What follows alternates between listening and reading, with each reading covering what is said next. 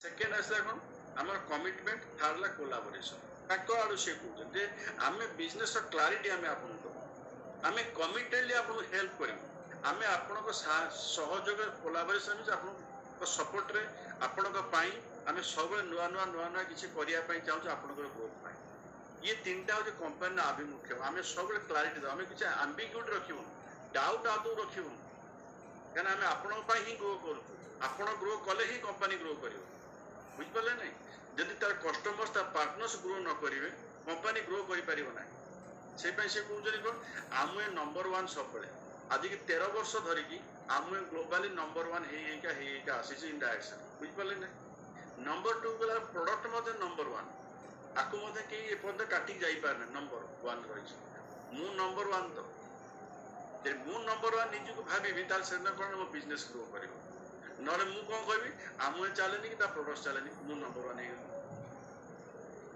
But आम कहे मुझे सब नंबर वन आप मो प्लाटफर्म यूज करते आप नंबर वन हो ये sir know that is the feelings of the आम विजन कौन आम इंडिया विजन हूँ 36टा माने यूनियन टेरिटोरी स्टेट भितर 36टा क्राउन काढ़ try to understand very important thing आमर जो विजन आज 5टा 6टा भितर रजनीश सार देले कंपनी विजन हूँ union territories and states India जी अच्छी आगामी 7 वर्ष भितर आम मिनिमम मिनिमम केते 36 क्राउन काढ़े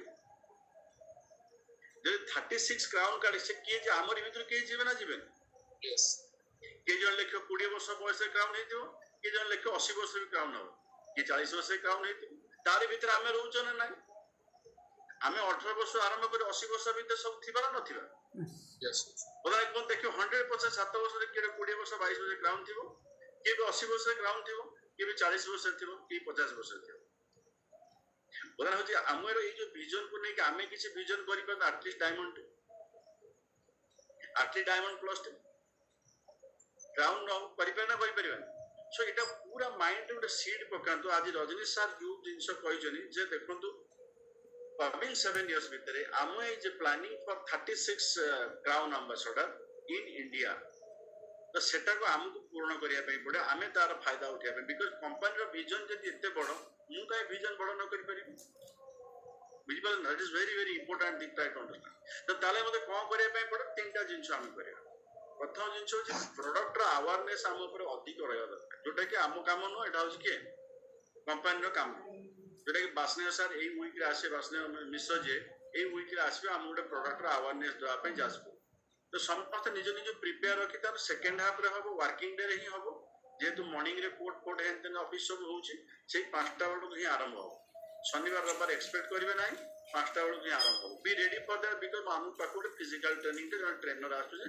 स्टेट ट्रेनर आसुचे ये उद्देश्य नुह से केते भल कहले उद्देश्य हूँ आम गोटे जगह बस गोटे नॉलेज नवा प्रोडक्ट्स बिक्री हम जदि आम आम फिजियोलॉजिकल फंक्शनिंग ऊपर नॉलेज नवा फिजियोलॉजिकल फंक्शनिंग मो हार्ट टा केमि फंक्शन करूची मोर रेस्पिरेटरी सिस्टम टा केमि फंक्शन करूची मोर कार्डियोवास्कुलर सिस्टम टा केमि फंक्शन करूची मोर डाइजेस्टिव सिस्टम टा केमि फंक्शन करूची मोर नर्वस सिस्टम टा केमि फंक्शन करूची मोर स्केलेटल फंक्शन टा स्केलेटल सिस्टम टा केमि फंक्शन करूची मोर गायनोलॉजिकल सिस्टम टा केमि फंक्शन ये सब जो सिस्टम आर ऊपर जे knowledge that is called physiological functioning जो लोग निजर बॉडी फिजियोलॉजिकल फंक्शनिंग ऊपर नॉलेज निए 100% प्रोडक्ट्स बिकिया भारी सहज हो जमा प्रोडक्ट्स बिकिया जातुनी लोकंकर फिजियोलॉजिकल फंक्शनिंग ऊपर कथबार्ता हवा जातु कौन कहली not product but physiological functioning suppose respiratory system ऊपर मु कथा भी जदी मु जानि गली कोन ट्रिपल गार्ड आ बसाका 100% मु प्रमोट करछि ये सर जदि मो कार्डियोवास्कुलर सिस्टम ऊपर कथबार्ता करछि 100% कोएंजाइम क्यूटेन सहित रहला साल्मन ओमेगा सहित गार्लिक हार्ट केयर मु ताको प्रमोट कर दे परिबी हां ना जदि मो गायनोलॉजिकल सिस्टम ऊपर कथबार्ता हो protein powder iron folic omega मो ए जो कैल्शियम मा को प्रमोट कर दे परिबी जदि मो देखि नर्वस सिस्टम ऊपर कथबार्ता हो 100% मैग्नीशियम कैल्शियम सहित नेचुरल बी की मु प्रमोट करिया उद्देश्य कथबार्ता होछि जदि मो डाइजेस्टिव सिस्टम रे कथबार्ता हो ताले मो फाइबर सहित ଦେଇଦେବି କା ପ୍ରି ପ୍ରୋବାୟୋଟିକ୍ ସହିତ ଏବିଏସ୍ ମଧ୍ୟ ତାକୁ ପ୍ରମୋଟ କରିଦେଇ ପାରିବି। ଅଲ୍ ଦୋସ୍ ଥିଙ୍ଗସ୍ ଭେରି ସିମ୍ପଲ୍ ଜିନିଷ। ଯଦି ମୁଁ କିड्स ରେଞ୍ଜ ଯିବି ଯେ କିड्स ମାନଙ୍କର ନ୍ୟୁଟ୍ରିସନ ଲେବୁଲଟା କେତେ ଦରକାର ତାପରେ କଥା ମୁଁ କିड्स ରେଞ୍ଜ ପ୍ରଡକ୍ଟକୁ ପ୍ରମୋଟ କରିଦେଇ ପାରିବି। ଇଏ ସବୁ ଜିନିଷ ସିଷ୍ଟମଟା ଉପରେ ରହୁଛି। ବଟ୍ ଆମେ କଣ କହୁଛେ ନା ଫିଜିଓଲୋଜିକାଲ ଫଙ୍କସନିଂ ଉପରେ ନଲେଜ ଜମା ନେଉନାହାନ୍ତି। ଖାଲି କହୁଛି ତୋର ନିଶ୍ୱାସ ନେଇ ପାରୁନୁ, ତୋର କଫ ହଉଛି, ଏଇଟା ନେଇଯାଉ। ଦେନ୍ ଆମେ ପଳେଇ ଆସିବା ଡିଜେନେରେଟିଭ୍ ଡିଜିଜ୍ ଉପରେ। ସପୋଜ ଆମେ ଭାବୁଛନ୍ତି ଯେ ଜଏଣ୍ଟ ପେନ୍ ହଉଛି, ସପୋଜ ଆମର ଆସ୍ମା ରହିଛି, ବିପି ରହିଛି, କୋଲେଷ୍ଟ୍ରଲ ରହିଛି, ଏ ସବୁ ଜିନିଷ ପାର୍ଟ ଅଫ୍ ଦି ଲାଇଫ ଲୋକଙ୍କ ଘରେ ଘରେ ଅଛି। ଆଉ ଏ ଡିଜିଜକୁ ନେଇକି ଆମେ କିଛି ଡିସ୍କସନ କରିବୁ, ରାଇଟ୍? ଏବେ ଗୋଟେ ଶବ୍ଦ କେମିତି ଆସୁଛି ଯେ ଆପଣଙ୍କ ପାଖରେ ଯୋଉ ରୋଗ ଆସିଛି, ହୁ is the host of this disease? The wording is very important, try to understand. ଆପଣଙ୍କର ये डिजीज ର ହୋଷ୍ଟ କିଏ? ଗୋଟେ ଷ୍ଟେଜ ଉପରେ ଫଙ୍କସନ ହଉଛି, ଗୋଟେ ହୋଷ୍ଟ ଥାଏ ନା ନାହିଁ? ଯେମିତି ଆମ ଯାହା 300 ପିପି କ୍ଲାଉଡ ହୋଷ୍ଟ ଥାଏ, ସେମିତି ମୋ ବଡି ଭିତରେ ये डिजीज କୁ ହୋଷ୍ଟିଂ କିଏ କରିଛି? ସପୋଜ ଜଣେ କହୁଛି ମତେ ଆସ୍ମା ହେଲା, ଏ ଆସ୍ମାର ହୋଷ୍ଟ କିଏ? Respiratory system. ରେସ୍ପିରେଟରୀ ସିଷ୍ଟମ କାହିଁକି ହୋଷ୍ଟ କଲା ଏ ଯୋଉ ଆସ୍ମାକୁ? Ask this question. ସବୁବେଳେ ମାନେ ଡାଇବେଟିସ୍, ଏଇ ଡାଇବେଟିସ୍ ଆପଣଙ୍କ ବଡି କାହିଁକି ହୋଷ୍ଟିଂ କଲା? ଜଣେ କିଏ ହୋଷ୍ଟିଂ କଲା ବୋଲି ଆପଣ ବଡିରେ ଡାଇବେଟିସ୍ ଆସିକି ବାହାର ଦେଖନ୍ତୁ, ଗୋଟେ ଷ୍ଟେଜ ଉପରେ ଜଣେ ଜଣକୁ ହୋଷ୍ଟିଂ କରି ଡାକିଲେ ସେ ଆସୁଛି, ହଁ ନା ନାଇଁ? ଆଲୋ ଭାଇ, ବାର୍ତ୍ତା ବୁଝନ୍ତୁ, ଲୋକଙ୍କୁ କହିବାର ଶୈଳୀ ଚେଞ୍ଜ କର, ସୋ ଦ୍ୟାଟ୍ ଲୋକ ନାଇଁ ଇଏ ପ୍ରକୃତରେ ନଲେଜ ନଉଛି। ଗୋଟେ ଷ୍ଟେଜରେ ବହୁତ ଲୋକ ବସିଛନ୍ତି, ହୋଷ୍ଟ ଯିଏ ଭେରି ପାୱାରଫୁଲ, କାହିଁକି ନା ସେ ଯାହା ନାଁ ଡାକିବ ସିଏ ଆସିକି କହିବ, ନା ନାଇଁ? ବର୍ତ୍ତମାନ ଆପଣ ବଡି କାହାକୁ ନା କାହାକୁ ହୋଷ୍ଟିଂ କରିବା ପାଇଁ ଦାୟିତ୍ୱ ଦେଇଛି। ସେ ହୋଷ୍ଟିଂ କଲା ବୋଲି ଡାଇବେଟିସ୍ ଆସି କଥାବାର୍ତ୍ତା କଲା ଆପଣଙ୍କ ସହିତ, କି ବ୍ଲଡ ପ୍ରେସର ଆସି କଥାବାର୍ତ୍ତା କଲା, କି କୋଲେଷ୍ଟ୍ରଲ କଥାବାର୍ତ୍ତା କଲା, କିମ୍ବା ଆପଣଙ୍କ ରେସ୍ପିରେଟରୀ ସିଷ୍ଟମରେ ଆସ୍ମା ଆସିଲା, ବ୍ରୋଙ୍କାଇଟିସ୍, ହ୍ୱାଟଏଭର ଇଟ୍ ମେ ବି, କିଛି ନାହିଁ ହୋଷ୍ଟିଂ। ତ ଏଇ ହୋଷ୍ଟିଂ ର କିଏ କଲା? ବଡି ତ ଚାହୁଁଛି ମୁଁ ବାଲାନ୍ସ। ବଡି ହଉଛି ଷ୍ଟେଜ, ବଡି ହୋଷ୍ଟ ନୁହଁ, ବଡି ହଉଛି ଷ୍ଟେଜ, ରାଇଟ୍? ବଡି ଉପରେ ବସିଛନ୍ତି କୋଉ ମାନେ? ଡାଇବେଟିସ୍ ବସିଛି, ଆଇ ମିନ୍ କୋଲେଷ୍ଟ୍ରଲ ବସିଛି, ବିପି ବସିଛି, ଏମାନେ ସବୁ ବସିଛନ୍ତି। ଆଙ୍କୁ ବୋଧେ କିଏ ହୋଷ୍ଟିଂ କରିବ? ଇଏ ଡେଫିସିଏନ୍ସି କରୁଛି ନା ଡକ୍ଟର କରୁଛି? ନା, ଇଏ ୱେରେ ଆପଣଙ୍କୁ ଆମକୁ ପ୍ରେଜେଣ୍ଟ କରିବା ପାଇଁ ହୁ is the host of your disease. A host of your disease ଯେ ଆଇଡେଣ୍ଟିଫାଇ କରିନବ, ସେତେବେଳେ ଯାଇ କହିବ କଣ ନା ନ୍ୟୁଟ୍ରାଲାଇଜ ଇଜ ଦ ବେଷ୍ଟ ସଲ୍ୟୁସନ। ଯେପର୍ଯ୍ୟନ୍ତ ହୋଷ୍ଟ ଅଫ ଦି ଡିଜିଜ କି ଜଣେ ଆଇଡେଣ୍ଟିଫାଇ କରୁନି, ମନେ ରଖିବ ହୋଷ୍ଟ ଅଫ ଦି ଡିଜିଜ, ସେ ପର୍ଯ୍ୟନ୍ତ ଆପଣ ଜମା ନ୍ୟୁଟ୍ରାଲାଇଜ ଡିସ୍କସନ କରନ୍ତୁ। Always identify who is the host of your disease. Who is the host of your disease? Who is the host of your disease? ଯିଏ host of your disease ତାକୁ treatment କରିଦିଅନ୍ତୁ। ସେ ଡାକିଛି ବୋଲି ଆପଣ ଡାଇବେଟିସ୍ ଆସି ପହଞ୍ଚି, ସେ ଡାକିଛି ବୋଲି ଆପଣ ବିପି ଆସି ପହଞ୍ଚି, ସେ ଡାକିଛି ବୋଲି ଆଜି ଆପଣଙ୍କର ଜଏଣ୍ଟରେ ପେନ୍ ହେଇଛି, ସେ ଡାକିଛି ବୋଲି ଆପଣଙ୍କ ଆଜି ସ୍କେଲିଟାଲ ସିଷ୍ଟମ ପ୍ରୋବ୍ଲେମ ହେଇଛି। ତା ଡାକିବା ବନ୍ଦ କରିଦିଅନ୍ତୁ ନା, କାମ ସରିଗଲା।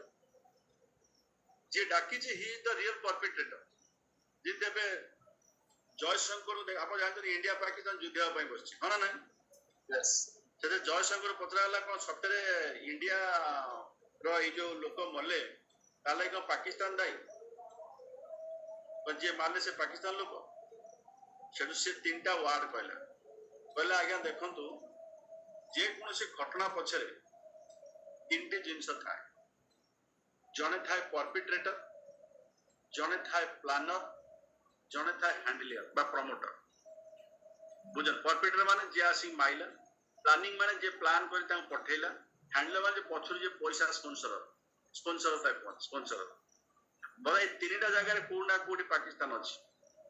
ସେ ହେଇପାରେ ଯିଏ ମାରିଛନ୍ତି ସେ ଲୋକ ନ ହେଇପାରେ, ପ୍ଲାନିଂ ଥାଇପାରେ ତାଙ୍କ ଦେଶରୁ, ନଚେତ ପ୍ଲାନିଂ ଯିଏ କରିଛି ତାକୁ ଇଏ ଫଣ୍ଡିଂ କରିଥାଇପାରେ, ସ୍ପନ୍ସର କରିଥାଇପାରେ। ଇଏ 3ଟା ଯାକ ଜିନିଷରେ କୋଉଠି ନା କୋଉଠି ଦେ ଆର୍ ଇଣ୍ଟରଲିଙ୍କ୍ଡ। ଆପଣ ଖାଲି ପରପିଟ୍ରେଟର କଥା କହିବେ, ହି ମେ ବି ଇନୋସେଣ୍ଟ। ଆପଣ ଖାଲି ଇଣ୍ଡିଭିଜୁଆଲ ପ୍ଲାନର କଥା କହିବେ, ହି ମେ ବି ଇନୋସେଣ୍ଟ। ଆପଣ ଖାଲି ସ୍ପନ୍ସର କଥା କହିବେ, he may be innocent. But all the 3 he is not innocent. ଠିକ ସେମିତି ଆମେ ଯୋଉ ବଡି କି ଦେଖିବ, ଇଏ ଯୋଉ 3ଟି ଜିନିଷକୁ ଆପଣ ନିଜେ, ସପୋଜ ଡାଇବେଟିସ୍ ହେଲା, ସେ କହୁଛି ମୁଁ ଖାଦ୍ୟ ଖାଉଛି, ଆପଣ ଖାଦ୍ୟରେ ପ୍ରୋବ୍ଲେମ ଦେଖୁନ। ଯଦି ଖାଦ୍ୟରେ ପ୍ରୋବ୍ଲେମ ନାହିଁ, ତାହେଲେ ଖାଦ୍ୟର ସୋର୍ସକୁ ଦେଖନ୍ତୁ, ସେଥିରେ ଗୋଟେ ପ୍ରୋବ୍ଲେମ ଥିବ, ହଁ ନା ନାହିଁ? ସେଥିରେ ନାହିଁ, ତାହେଲେ ଆପଣ ବଡିର ଡାଇଜେଷ୍ଟିଭ ସିଷ୍ଟମକୁ ଦେଖ, କୋଉଠି ନା କୋଉଠି ଗୋଟେ ଡେଫିସିଏନ୍ସି ଅଛି, ହଁ ନା ନାହିଁ? ଆଇଦର ଆଜ୍ଞା ମୁଁ ସବୁ କ୍ଷୀରଠୁ ଆରମ୍ଭ ସବୁ ଜିନିଷ ଖାଏ, ଠିକ ଅଛି, ଖାଇଲେ ଭଲ କଥା। ତାହେଲେ ଦେଖନ୍ତୁ ସୋର୍ସ, ଯୋଉ ସୋର୍ସ ଆଣିଲେ ସେ ସୋର୍ସରେ କୋଉଠି କମି ରହିଯାଇଛି। ଯଦି ସେଠି କମି ରହିଲେ ତାହେଲେ ଆପଣ ବଡି କୋଉଟା କୋଉଠି ରିସିଭ୍ କରିବ। ବୁଝିଲ ନାଇଁ ସୋ ଏଇରକମ ଭାବରେ ଆମକୁ ନିଜକୁ ପ୍ରମୋଟ କରିବା ପାଇଁ ପଡିବ ଆଣ୍ଡ ପ୍ରିପେୟାର ହବା ପାଇଁ ପଡିବ ହ୍ୱାଟ ଟୁ ଡୁ ଓକେ